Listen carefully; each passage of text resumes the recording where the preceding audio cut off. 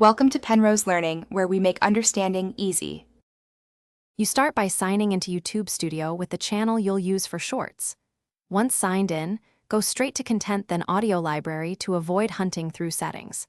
You want to filter by duration and mood so tracks fit under 60 seconds, and check the attribution requirement. Some tracks need credit in the description.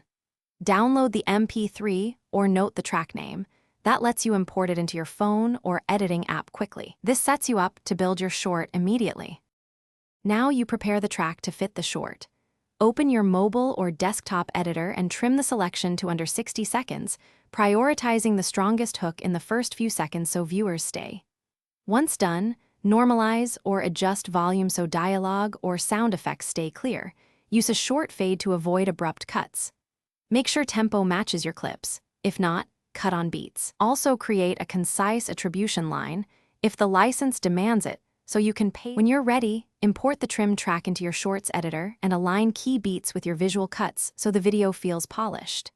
Then export a vertical file under 60 seconds and upload it as a short.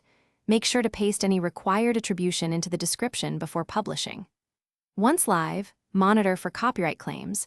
If one appears, replace the track with another library song or re-edit the section and re-upload. If audio levels are off, adjust gain and re-export to correct it. Thanks for watching. If this was helpful, leave a like and consider subscribing. See you next time.